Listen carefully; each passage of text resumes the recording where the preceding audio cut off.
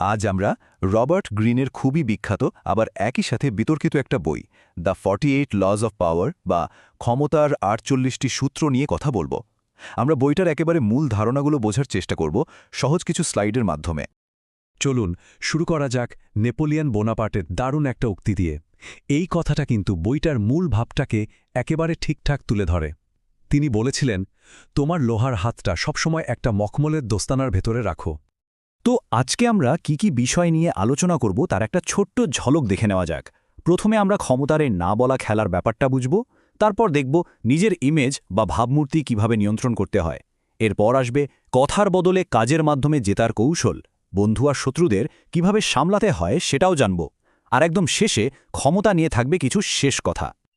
আচ্ছা, তাহলে আর দেরি না করে শুরু করা যাক। সবার আগে আমাদের বুঝতে হবে এই বইটা ঠিক কোন জায়গা থেকে পুরো বিষয়টাকে দেখছে, মানে এর মূল ভিত্তিটা কি। বইটা শুরুতেই একটা খুব জরুরি প্রশ্ন আমাদের সামনে রাখে।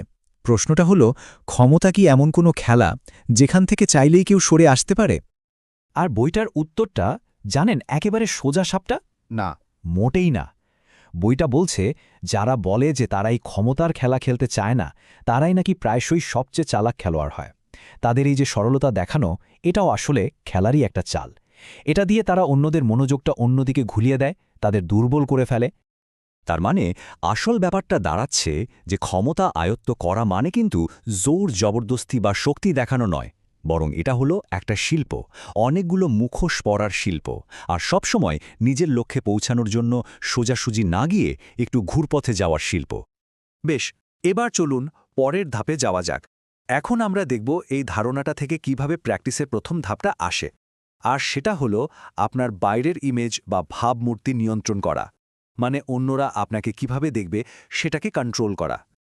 তো এই ইমেজ ম্যানেজ করার একটা প্রধান অস্ত্র হল স্ট্র্যাটেজিক্যালি চুপ থাকা, মানে প্রয়োজনের চেয়ে সবসময় কম কথা বলা। এই ব্যাপারটা কিন্তু খুব ইন্টারেস্টিং। দেখুন, এখানে নীরবতাকে কিন্তু দুর্বলতা হিসাবে দেখা হচ্ছে না, বরং এটাকে বলা হচ্ছে ক্ষমতা তৈরির একটা হাতিয়ার। কারণ আপনি যখন প্রয়োজনের চেয়ে কম কথা বলেন, তখন আপনাকে স্বাভাবিকভাবেই যতটা শক্তিশালী তার চেয়েও বেশি শক্তিশালী মনে হয়। এই একই ধারণা থেকে বইটা আমাদের আরও একটা খুব সাধারণ ভুল বা ফাঁদ থেকে সাবধান করে, আর সেটা হলো নিজেকে কখনো একেবারে নিখুঁত বা পারফেক্ট হিসাবে দেখানোর চেষ্টা না করা। কিন্তু কেন?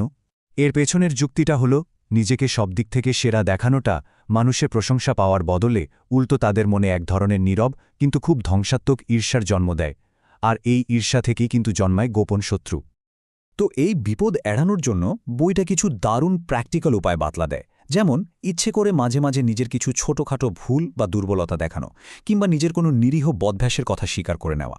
এতে আপনাকে অনেক বেশি মানবিক আর কাছের মানুষ বলে মনে হয়। আচ্ছা, তাহলে নিজের একটা ইমেজ তো তৈরি হলো, এরপর কি? এরপর বইটা পরামর্শ দেয় কিভাবে কাজ করতে হবে। আর মূল কথাটা হলো পরোক্ষভাবে, মানে ইনডিরেক্টলি। এই যেমন ধরুন, বইটা বলছে কোনো কিছু নিয়ে তর্ক করে জেতার চেষ্টা না করে বরং কাজের মাধ্যমে সেটা প্রমাণ করতে। এই দুটোর মধ্যে কিন্তু আকাশ পাতাল তফাত আছে। এই যে তুলনাটা আপনারা দেখছেন, এটা খুব পরিষ্কার করে দেয় কেন তর্ক করাটাকে একটা ভুল কৌশল বলা হচ্ছে। দেখুন, তর্কে আপনি হয়তো জিতলেন, কিন্তু সেই জয়টা একটা পাইরিক ভিক্টোরির মতো, মানে এমন একটা জয় যার জন্য আপনাকে অনেক বড় মূল্য দিতে হয়, কারণ এটা মানুষের মনে একটা দীর্ঘস্থায়ী ক্ষোভ বা বিদ্বেষ তৈরি করে। অন্যদিকে কাজের মাধ্যমে যখন কিছু প্রমাণ করা হয়, তখন কাউকে অপমান করা হয় না, আর তার প্রভাবটাও অনেক দিন থাকে। আরেকটা দারুণ ইনডিরেক্ট কৌশল হল বেছে বেছে সৎ থাকা, মানে কিছু ক্যালকুলেটেড সৎ কাজের মাধ্যমে অন্যের বিশ্বাস অর্জন করা, আর সেই বিশ্বাসটাকেই একটা অস্ত্র হিসেবে ব্যবহার করা।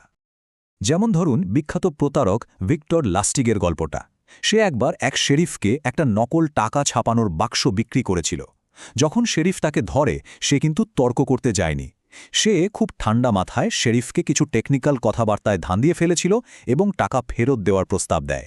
আর তারপর মাত্র একটা $100 নোট ফেরত দিয়ে, মানে একটা আপাত সৎ কাজ করে, শেরিফকে পুরোপুরি নিরস্ত্র করে ফেলেছিল। এই একটা চালই তার আগের সব অসৎ কাজকে ঢেকে দিয়েছিল। তো এতক্ষণ আমরা বাহ্যিক দিকগুলো নিয়ে কথা বললাম। এবার আসা যাক ক্ষমতার মানসিক দিকটায়, মানে মানুষের সাথে সম্পর্ক, বিশেষ করে কাছের বন্ধু আর শত্রুদের কিভাবে সামলাতে হয় সেই বিষয়ে। এখানেও বইটা একটা বেশ ধাক্কা দেওয়ার মতো কথা বলে। আমাদের সাধারণ ধারণা ঠিক উল্টো। বইটা বলছে শত্রুরা নাকি প্রায় বন্ধুদের চেয়ে বেশি কাজের আর নির্ভরযোগ্য হয়। কারণ কি? কারণ বন্ধুদের মধ্যে ঈর্ষার একটা বিপদ সব সময় থাকে।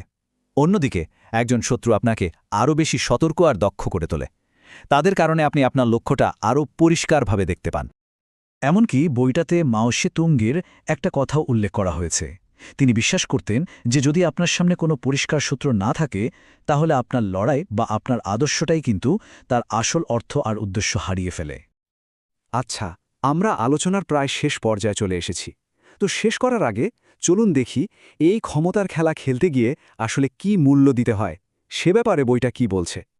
দেখুন, মূল কথাটা হলো ক্ষমতার এই দুনিয়াটা কিন্তু কোনো হালকা ব্যাপার নয়। বইটা বলছে এই পথে চলতে গেলে দরকার কনস্ট্যান্ট সতর্কতা, গভীর কৌশল আর অনেক সময় প্রচলিত নৈতিকতার ধারণা থেকে বেরিয়ে আসা।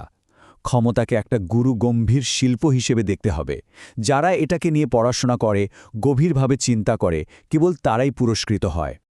এই প্রসঙ্গে বইটিতে ম্যাকিয়াভেলির একটা বিখ্যাত উক্তিও তুলে ধরা হয়েছে। তিনি বলেছিলেন, যে মানুষটা সবসময় ভালো থাকার চেষ্টা করে সে অসংখ্য খারাপ মানুষের ভিড়ে একদিন ধ্বংস হয়ে যেতে বাধ্য। এটা আসলে ক্ষমতার জগতে সোজাসাপটা ভালো মানুষ হয়ে থাকার বিপদ সম্পর্কে একটা কঠিন সতর্কবার্তা। তাহলে চলুন এই একটা প্রশ্ন নিয়েই আজকের মতো আমাদের আলোচনাটা শেষ করি। প্রশ্নটা হলো, যদি ক্ষমতার এই খেলাটা এড়ানোই না যায়, তাহলে নিজের আদর্শ বা নীতিগুলোকে বিসর্জন না দিয়েও কি এই খেলায় জেতা সম্ভব? ব্যাপারটা ভাবার মতো, তাই না?